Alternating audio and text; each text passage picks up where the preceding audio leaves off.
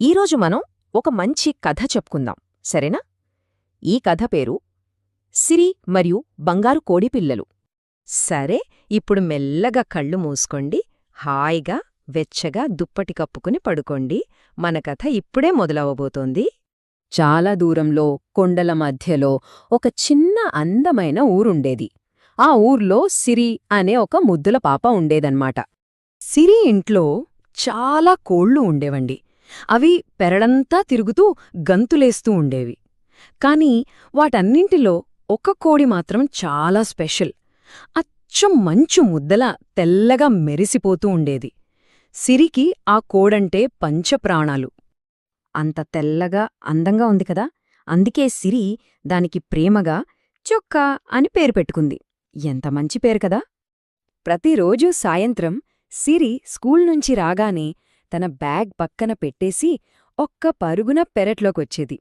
వచ్చి చాలా మెల్లగా ప్రేమగా ఇలా పిలిచేది, చుక్కా చుక్కా.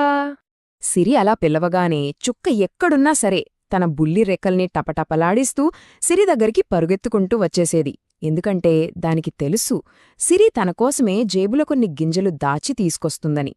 కాని ఒకరోజు మాత్రం అలా జరగలేదు. సిరి స్కూల్ నుంచి వచ్చి ఎప్పట్లాగే పిలిచింది, చుక్కా. కాని చుక్క రాలేదు. పెరడంతా ఎందుకో చాలా నిశ్శబ్దంగా ఉంది. సిరికి కొంచెం కంగారుగా అనిపించింది. అయ్యో, నా చుక్కెక్కడికి వెళ్ళిపోయింది అని సిరి కంగారుగా ఇల్లంతా వెతికింది. తోటలో ప్రతి మొక్క వెనక చూసింది. తన గొంతు బొంగురుపోయినా సరే చుక్కా చుక్కా అని పిలుస్తూనే ఉంది. పాపం సిరికి ఏడుపొచ్చేసింది. తన బెస్ట్ ఫ్రెండ్ కనిపించట్లేదు కదా, చుక్క ఎక్కడుందో ఏమైపోయిందో అని భయమేసింది. తన కళ్ళు నిండిపోయి బుగ్గల మీదనుంచి చిన్న కన్నీటి బొట్లు కిందకి జారాయి. తనకి చాలా బాధగా అనిపించింది. సిరి అలా ఏడుస్తూ ఉండగా దూరంనుంచి పొదల వెనక నుంచి చాలా సన్నగా ఒక శబ్దం వినిపించింది.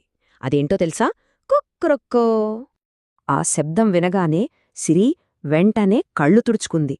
అలికిడి చెయ్యకుండా అడుగులో అడుగు వేసుకుంటూ ఆ పొదల దగ్గరికి వెళ్ళింది. మెల్లగా ఆకుల్ని పక్కకి జరిపి లోపలికి తొంగిచూసింది. అక్కడ చూస్తే తన చుక్క. హమ్మయ్యా! సిరికి ప్రాణం లేచొచ్చినట్టనిపించింది. కాని ఆగండి, చుక్క ఒంటరిగా లేదు. దాని చుట్టూ ఏదో చిన్నగా కదులుతోంది.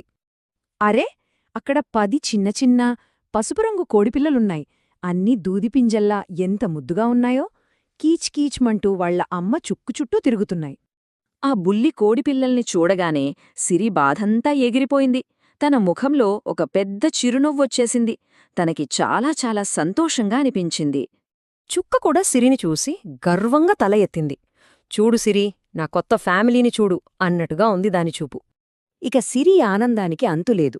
వెంటనే ఇంట్లోకి పరిగెత్తుకెళ్ళి ఒక చిన్న గిన్నెలో మంచినీళ్లు, కొన్ని బియ్యం గింజలు తీసుకొచ్చి ఆ కొత్త ఫ్యామిలీకి జాగ్రత్తగా పెట్టింది. ఈ కథ వల్ల మనకేం తెలిసింది? మనం జంతువుల్ని, పక్షుల్ని ప్రేమగా చూసుకుంటే అవి మనకు తిరిగి ఇంకా ఎక్కువ సంతోషాన్నిస్తాయి. సిరిలాగే అన్మాట. సిరి తన కొత్త స్నేహితులతో ఆడుకుంటూ ఉండిపోయింది. మరి మనం రేపు ఏదైనా చిన్న పక్షికి కొన్ని గింజలు వేద్దామా? లేదంటే మన ఇంటి దగ్గరుండే కుక్కపిల్లకి బిస్కెట్ వేద్దామా? ఆలోచిస్తూ హాయిగా నిద్రపోండి. Good night.